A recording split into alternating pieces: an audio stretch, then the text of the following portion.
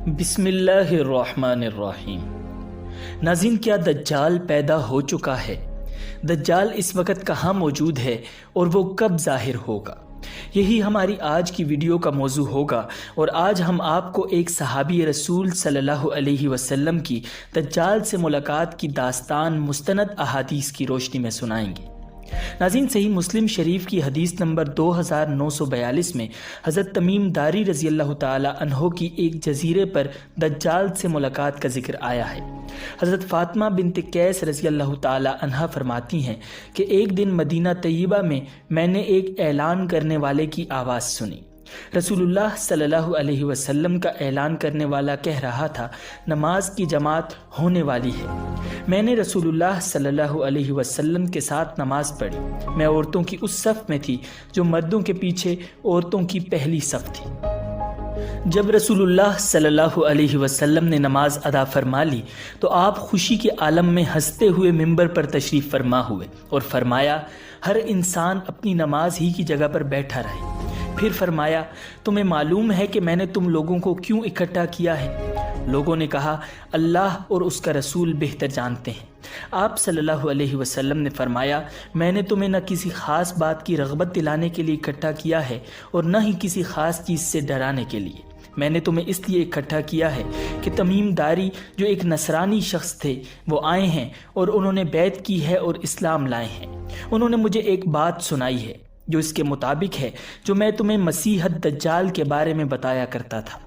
انہوں نے مجھے بتایا کہ وہ لخم اور جذام کے 30 لوگوں کے ساتھ ایک سمندری بیڑے میں سوار ہوئے۔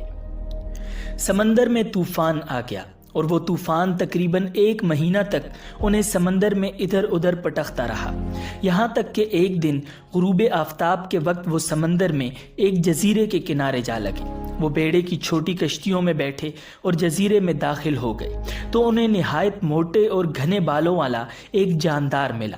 بالوں کی کثرت کی وجہ سے لوگوں کو اس کے آگے اور پیچھے کا پتہ نہیں چلتا تھا۔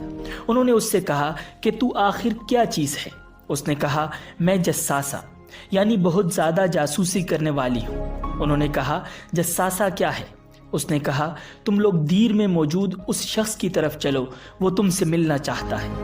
ناظرین، دیر راہبوں کی عمارت کو کہا جاتا ہے۔ حضرت تمیم داری رضی اللہ تعالی عنہ فرماتے ہیں کہ ہمیں اس کے بارے میں خوف ہوا کہ یہ جساسہ کوئی شیطان ہے، اور ہم تیزی سے چلتے ہوئے اس دیر میں داخل ہوئے تو وہاں ہم نے عجیب منظر دیکھا۔ ایک بہت ہی عظیم الخلقت انسان تھا جو انتہائی سختی سے بندھا ہوا تھا۔ اس جیسا آدمی ہم نے آج تک نہیں دیکھا۔ اس کے دونوں ہاتھ اس کی گردن کے ساتھ بندھے ہوئے تھے۔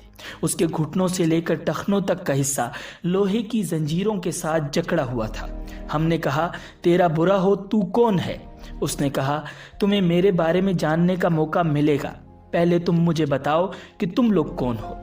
انہوں نے فرمایا، ہم عرب لوگ ہیں۔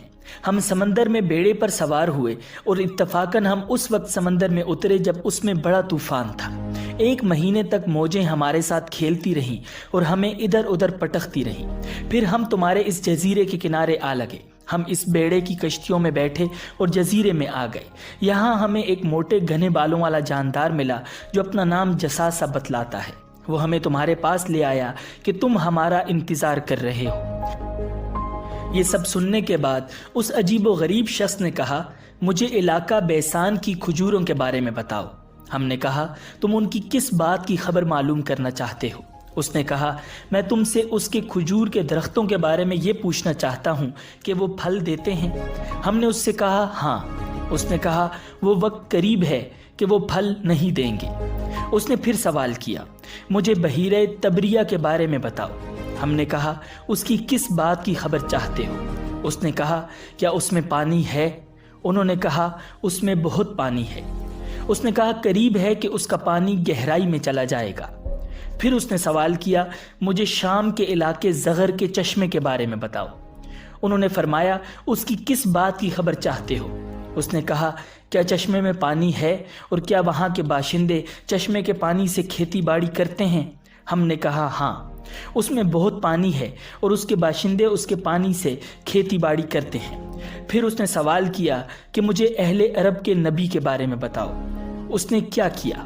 انہوں نے جواب دیا کہ وہ مکہ سے نکل کر مدینہ میں سکونت پذیر ہو گئے ہیں۔ اس نے کہا کیا عرب نے اس کے ساتھ جنگیں لڑیں؟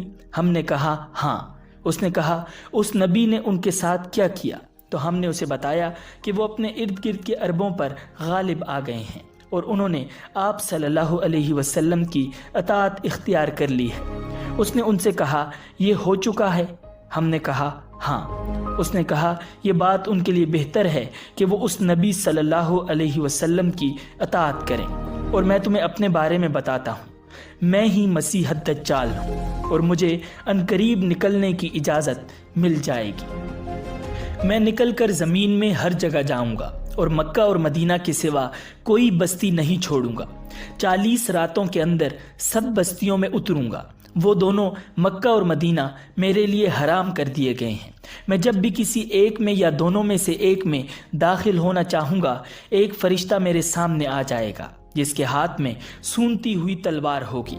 وہ مجھے اس میں جانے سے روک دے گا۔ ان کے ہر راستے پر فرشتے اس کا پہرا دے رہے ہوں گے۔ فاطمہ بنت قیس رضی اللہ تعالی عنہا نے کہا رسول اللہ صلی اللہ علیہ وسلم نے اپنے عصائے مبارک کو منبر پر مارا اور فرمایا یہ طیبہ ہے، یہ طیبہ ہے، یہ طیبہ ہے۔ آپ صلی اللہ علیہ وسلم کی مراد مدینہ سے تھی۔ پھر آپ صلی اللہ علیہ وسلم نے فرمایا خبردار، کیا میں نے تمہیں یہ باتیں بتائی نہ تھیں؟ لوگوں نے کہا جی ہاں۔ آپ صلی اللہ علیہ وسلم نے فرمایا مجھے تمیم کی بات اچھی لگی، وہ اسی کے مطابق ہے جو میں نے تم لوگوں کو بتایا تھا اور جو کچھ مکہ اور مدینہ کے متعلق بتایا تھا۔